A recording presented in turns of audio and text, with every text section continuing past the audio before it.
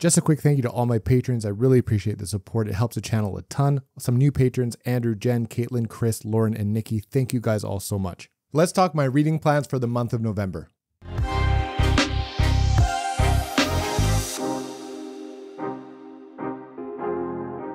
Hey guys, welcome back to the channel. My name is Theo. Thank you so much for hanging out with me today.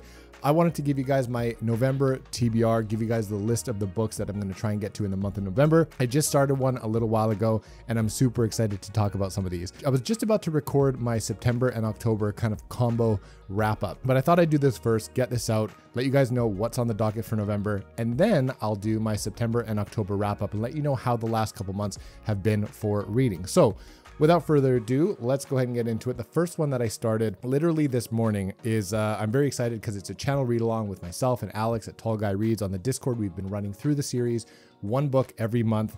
And right now we're on book number 4, which is Kingdoms of Death by Christopher Rocchio. This is my signed hardcover, and I'm super excited because I hear this one gets pretty crazy. Demon in White was the book just before this, and it was a 5-star read for me. I loved it. It was everything I wanted in that book. And so I'm actually really scared about this one because people say it's crazy. A lot of things happen in it. It's called Kingdoms of Death for a reason, and I'm a little bit worried. So this one is literally kicking off November because we have a live chat coming up that I'd like to be part of. Hopefully I can get this in the next couple days. It's going to be a bunch of people, including the author, doing a live chat just like we did for Howling Dark, which was book 2.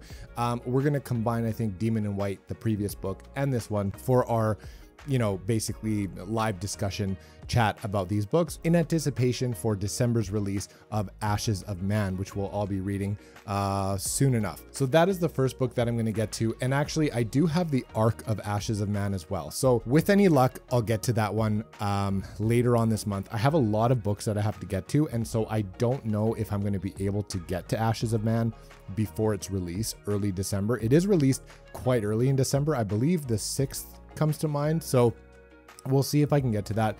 But regardless, I am going to read Kingdoms of Death very soon. In fact, I've just started it, like I said, so that'll be the first book I read in the month of November. The next one is one that I'm being bugged to read as soon as possible. I'm actually being trolled about it on my own Discord, which is ridiculous. But it is The Fifth Season by N.K. Jemisin, and this one was picked as one of the books in our September TBR swap that we did a little while ago. You guys already know about that. And RJ picked this one for me, and I just haven't been able to get to it. And it's not for any other reason than the fact that I just wasn't able to get to it. It's not that I didn't want to prioritize it. It's not that I'm intimidated by it or I'm worried about it or I don't want to read it. I'm actually very excited to read it. And it's not super huge. It's like 450 pages. I'll get to it this month, I promise. It's my second priority following Kingdoms of Death, which I have to have a discussion about. So I want to get that done soon, but this one will be the next one I'll read. And from what I understand, it's actually pretty interesting. I've mentioned before that this is one of the few, if not the only book to win the Hugo Award along with the other 2 books in the trilogy. N.K. Jemisin was the first, I believe, person to do that. And so I want to read this as soon as I can. The narrative structure, I think it gets into second person, which gets kind of weird. So I am excited for it. I know the premise a little bit. I haven't really gotten too deep into it.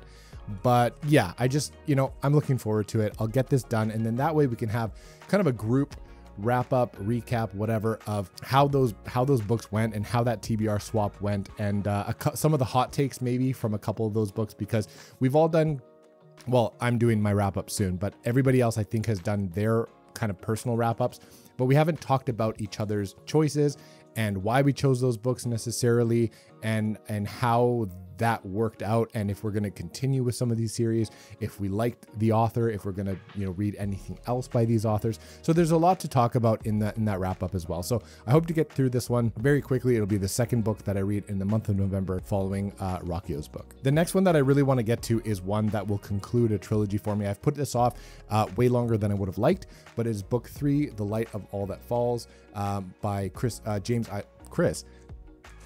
James Islington.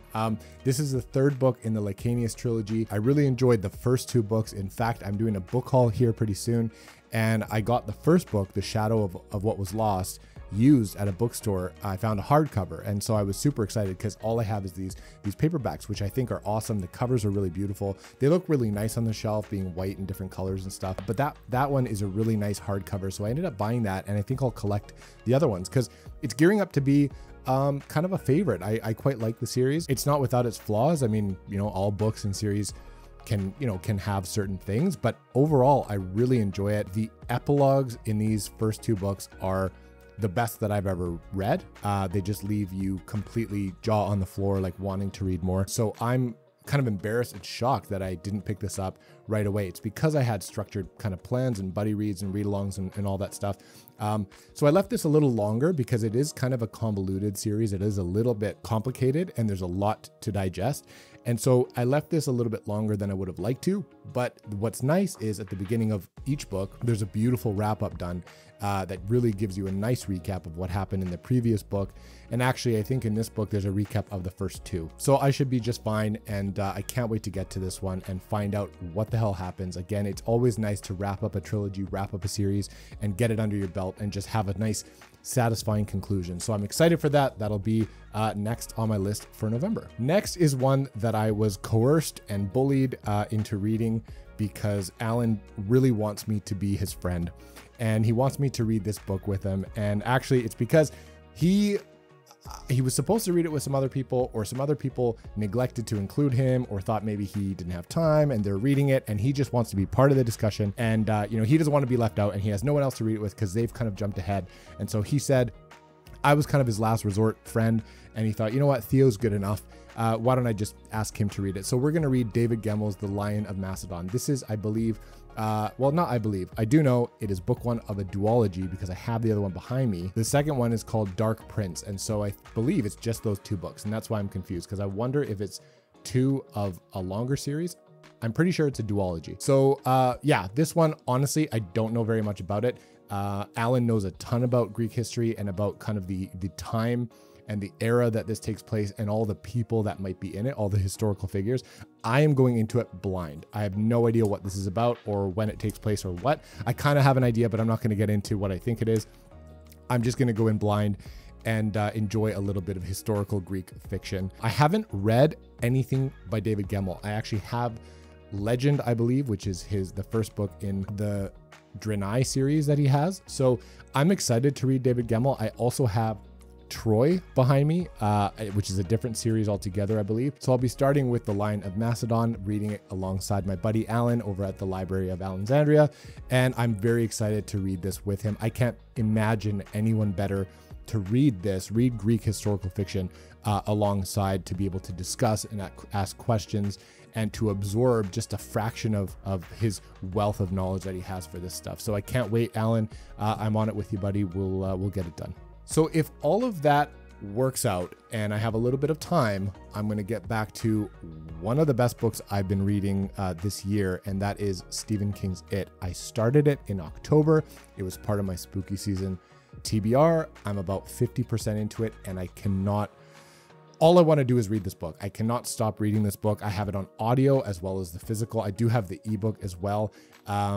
But so yeah, I just keep bouncing around. I'll put on the audio when I'm doing stuff. I'll sit down and read this by the fire and chill out in, gloomy October, November weather over here in Canada. So I cannot wait to continue with this. I am shocked, not shocked. I understand why now that, it is one of people's favorite books by Stephen King. It's so well done. The characters they become family pretty quick, and you bounce between the present day and the past, and the way that he does it is so expert and fluid, and you just don't even notice that you're switching back and forth. It's so well done, you guys. I love this book so far, and all I want to do is just finish it. But it's a 1,200 page book, so the last half is literally like a book and a half of like a normal book. So I always knew that when I started that in October, it's going to push over into November, and I was completely okay with that. So the other ones are top priority. If I can't get to the latter half of it, it'll just kind of have to wait. It'll always be there for me, so no problem. But